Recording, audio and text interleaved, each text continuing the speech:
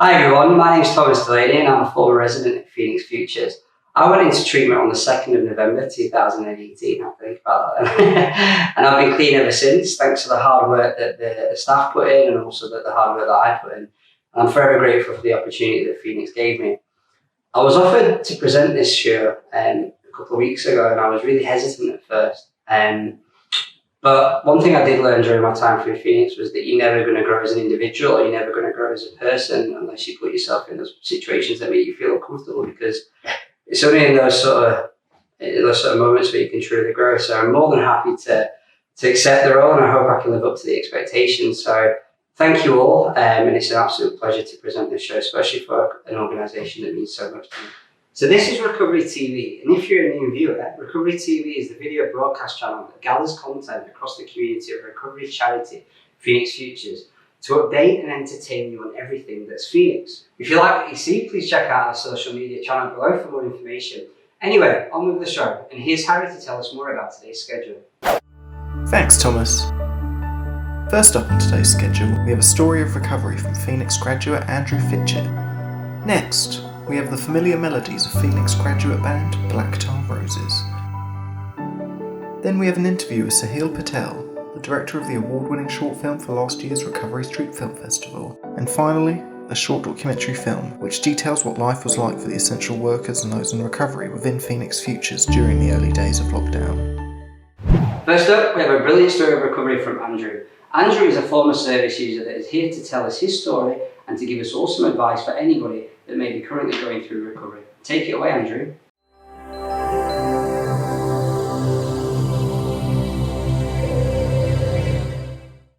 Hello everybody, my name is Andrew and I'm going to be talking to you today about my experience in recovery, a few of the things that I've been up to during the lockdown, and giving some tips on what you can do if you are in recovery and you're struggling during the lockdown. Hopefully it can help. So I went into Phoenix on the 9th of the 8th 2019, and it was a challenging experience. It was tough, but at the same time I had some amazing memories that I made there. I met some great people, both the staff and the residents who I was in there with. I made some fantastic friends, and yeah, overall I really enjoyed the experience. It was hard being away from my family and things like that, and obviously going from being in substance abuse to not using anymore was difficult as well, but it was a really rewarding experience. So like I say, I was in rehab for 4.5 months. During that time we did things like go to watch the tour of Britain, we helped build a path at a local park and learnt to make food and things like that.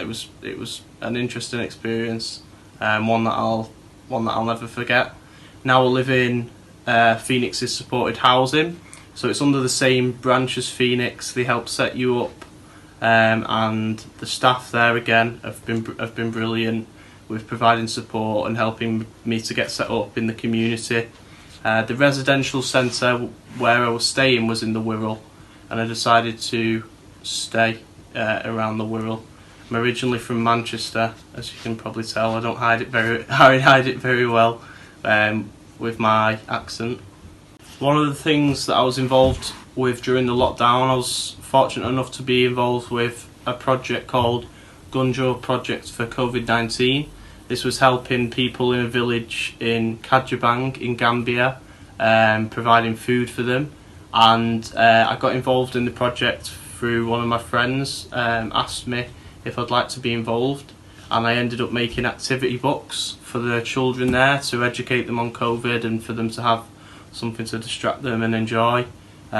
These activity books included dot to dots, like word searches to do with their village, and nice words like friendship and love and things like that, and colouring pictures of birds and things like that.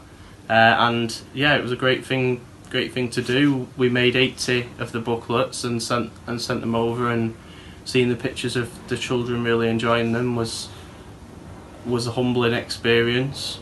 It was a good thing to have done. It made me kind of reminisce and think about how I've gone from someone who relied on alcohol and substances to be happy to, you know, someone who's making word searches for kids to, that's all they need to give them a bit of happiness. So it made me think about that, and it was just a really nice thing. It makes you kind of proud. It was nice to tell my parents and kind of show them. I know that's not why you should do something, you should do it for yourself, but it was nice to show it for my parents and make them proud. Obviously over the last few years of my life they've been a bit up and down, so it was nice to show them that I'd been involved in something that was more positive than previous behaviour. So that was really good. So now I'm going to talk about some of the things that have worked well for me during lockdown and in recovery. They might not work well for you, but I'm just sharing some of the things that have worked well for me. One of the things that I've been doing in lockdown is talking to people. So whether it's people who are just my friends, people who I was in Phoenix rehab with, family, I will text them, I'll give them a call, I'll just see how they're doing, because I might be struggling and talking to them might make me feel better, and they might be struggling and vice versa. It's nice when someone texts you just finding out about your day, and talking to people, and that's one of the things that's helped me the most, is just talking to people and sharing, whether it's talking about what's going on in the world or whether it's talking about the weather. I find talking to people is really helpful. Another thing that I've been doing is Narcotics Anonymous do online meetings. Obviously you can't meet in person at the moment, so the online meetings are a really good forum to talk to people who are in recovery, because of course not all the time your family and your friends might not fully understand what it is you're going through. Even though they love you and they relate to you, they're not in recovery themselves, so they might not fully grasp what it is you're dealing with on a day-to-day basis. So it can really help to speak to other people in recovery. I like to read as well, so books on mindfulness and maybe a Narcotics Anonymous book if you want to order one online, or you could do some ebooks or things like that, listen to some audio files. And that's true of anything that you're interested in. If there's something you particularly enjoy learning about, go and learn about it. This is a perfect time to educate yourself on something you've always wanted to do, learning a new language, anything. Or another thing is making lists. Now that could sound quite boring, but if you make lists of things that you want to do when lockdown finishes, whether that's going to visit a certain place, you've never been to the Lake District, I want to go to the Lake District when lockdown ends. Whether it's you want to go to college, you want to go back to college, put these things on the agenda for yourself. Do some research into them and try and turn a negative into a positive, where you can think of a few things that you want to do moving forward. Another thing I'd say is exercise. I've been enjoying taking my dogs for a walk. I know not everyone has dogs and things, but you could go for a little walk, you could go for a run, you could try and get fit. I know that a lot of people have been doing the Joe Wicks PE videos that are on YouTube. They are quite hard work. I've had a go at doing them with my sister, which was quite funny, but maybe you could go and have a look at them. You could do one a week just to get yourself being a bit more fit. But the main thing is talking to people and communicating how you feel, so that you're not as lonely and on your own. So I hope you've enjoyed this video. Maybe some tips will help you, maybe they won't, but have a nice lockdown, everyone. Be safe. Andrew, thank you so much for submitting that inspirational video. It's always brilliant to see how our graduates are doing and to hear them share their story. If you also would be interested in sharing your stories through Recovery TV, then please don't hesitate to drop us a message on the email provided below. Next up, here's Recovery's TV regulars, Black Tar Roses, to bring us some more fantastic live music. The lead singer of this dark folk band is another previous service user that went through recovery and channeled his experiences into Plymouth-based band's music. Anyway, here they are with their original track.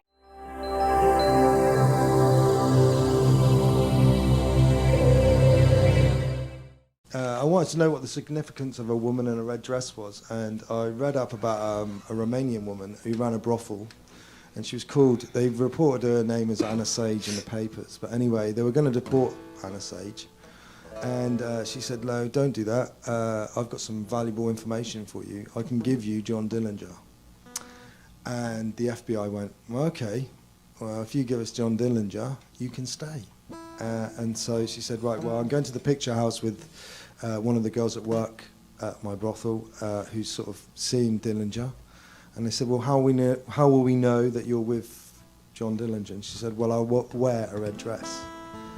And this song is about that. Yeah, they deported her anyway, by the way. Jerks. What jerks? Right, anyway, it's called Anna Sage.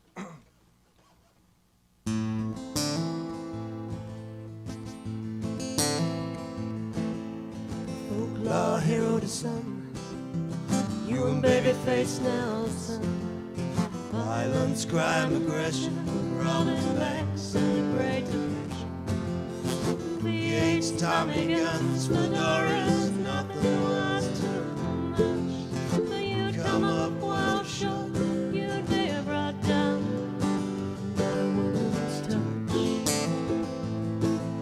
Strangers stop and wish him well, just a friend, their soul in hell, a good fellow. Most people say betrayed by a woman all dressed in red. Red is the color, a red pretty dress. Red is the color, as they lay there bleeding stone cold dead.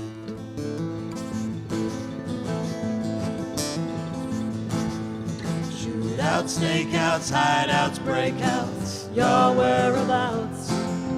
Daily on the front page, Edgar Hoover was enraged. The law would stop at nothing, they wanted this man gone. The FBI would gun him down, public enemy number one. Strangers stop and wish him well, just a friend, my soul in hell, a good fellow. Most people say betrayed by a woman all dressed in red. Red is the color, a red pretty dress.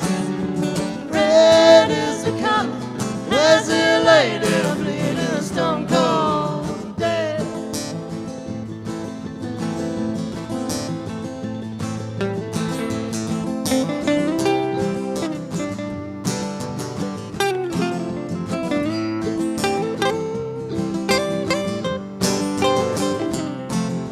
Strangers stop and wish him well, just a prayer, the soul in hell, a good fellow.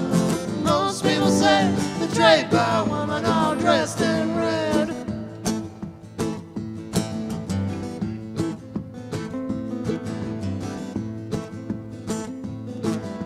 The night was muggy, gunfire cut right through the air. Many turned on their heel, many stopped and many stayed. The light shone bright where he took his final steps. As he fell, did he have the time to think or regret? Strangers stop and wish him well, just a friend, the soul in hell, a good fellow.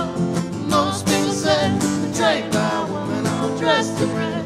Red is the color, as he lay there bleeding stone cold. Red is the color, after all that she did say. Red is the color, like the hole in the back of head. Red is the color, a red pretty dress.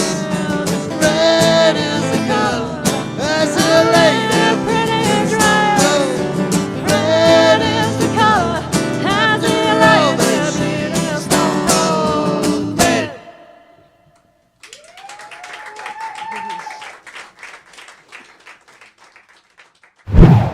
You are watching Recovery TV, brought to you by Phoenix Futures. Please make sure to leave us a like and follow our social media. For continuous updates on Recovery TV and for more information about what we do to aid recovery. I'm very sure that we'll hear another song from them soon. If you can't wait, then make sure you go and check them out on their YouTube and social media. Now we have an interview with Sahil Patel, the award-winning director of The Beast Inside Me, which took the top award at last year's Recovery Street Film Festival. Take it away, Sahil. Filmmaking to me is a good mix of technical and creative skills, and brings together a different variety of artistic expressions to form something which is kind of cohesive and interesting, has a storyline, has interesting sights and sounds and images.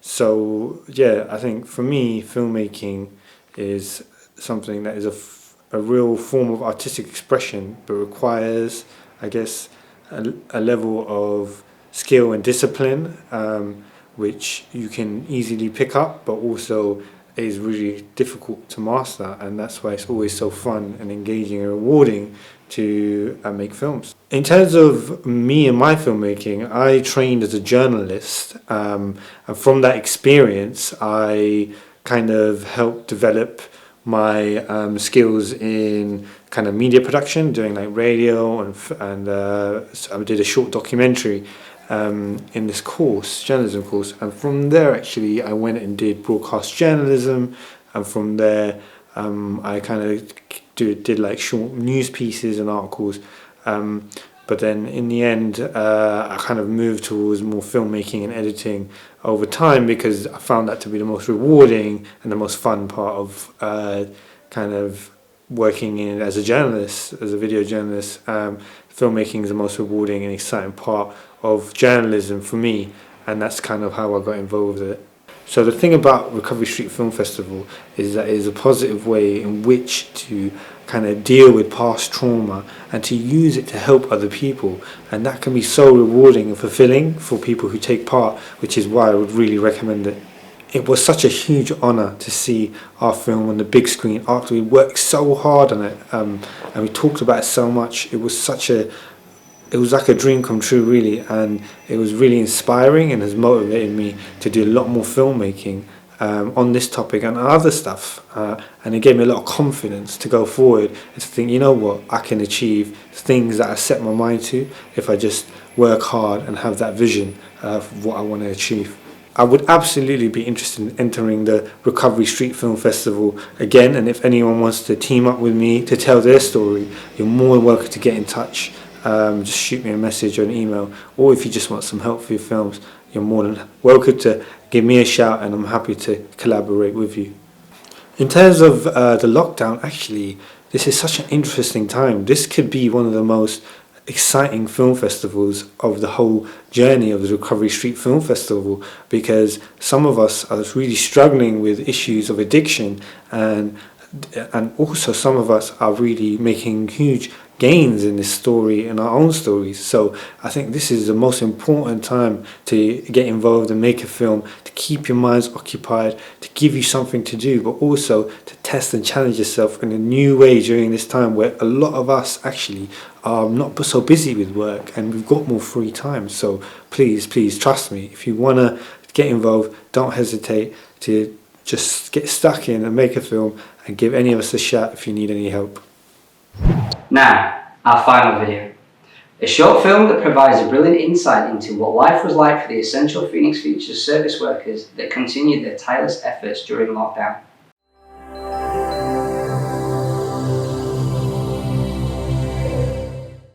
So, can you say your name and where you work? Cool. I'm Jadine Irwin, and I work for Phoenix Futures based in the Lewisham supported housing. Yeah, I'm Harry, resident of Phoenix Futures, yeah. Hi, my name's Yusuf Esprit. My name is Ricky. My name is Jackie Lane. I work in Bromley Road and I'm a recovery key worker. Hello, I'm Colin. I'm working in the Lewisham services as a service manager. My name's Laurel and I'm the regional housing manager for Phoenix's housing services in the south.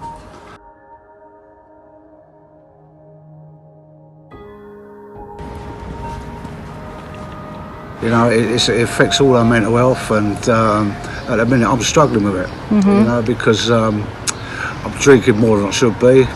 You know, can't see people that I want to see, so it's not too good. It felt like a ghost town. It felt like I was the only one out. It almost felt wrong, like am I being naughty? So I had that sense of, where is everybody else? As an essential worker at the current time, it's interesting, complex, supporting people that are all facing circumstances that they've never faced before, that have anxiety because of it.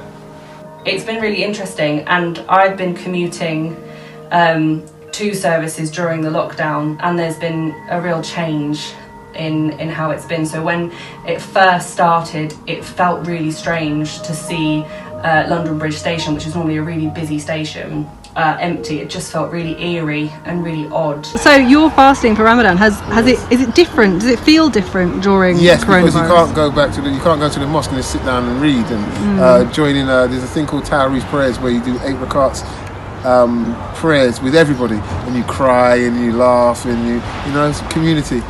Have there been any positive things out of this situation? I think it's brought people together in ways that it wouldn't have brought people together otherwise. In terms of support, we've got some access to online meetings now. So that took off really well here, having the online meetings available for residents. And then we've been involved in the Recovery Social Club, the Phoenix Club, where we've got now a team member here delivering online sessions, as well as us trying to encourage people to go. So I think that kind of using technology for people who are quite fearful and resistant of technology has been a really interesting experience, and it has yielded some really good results. Some of them are now quite evangelical about it. They're like, well, let's go to a meeting and let's do this. Yeah, it was annoying, but I've turned it around because I saw the annoyance is like, you know, like this hostel where we are now, it's like a microcosm of the world, and if you can't really overcome here, you can't really overcome independent living by yourself. So. And it's been nice to see people getting their voice and coming together, but also creating their boundaries at the same time, which is something that a lot of our service users need to be able to do, is create boundaries. It's been really, I feel like I'm doing something good for the community by coming in, by still being positive. If I didn't have this to do, I don't know what kind of state my mind would have been in. So, you know, it's not all lockdown, it's not all doom and gloom, you know, there's this light at the end of the tunnel. And that's it for another June edition of Recovery TV. Thank you so much to everybody that has submitted content. As usual, we've received a brilliant collection of content from across the Phoenix community and beyond. And thank you for tuning in to today's broadcast. If you or anyone you may know is interested in the services that Phoenix Futures provide, then please check out our website to the link attached to this video. And please go and give us a like and follow our social media channels. Again, it's always appreciated. Anyway, thanks again guys, and we'll see you again in 2 weeks. Bye!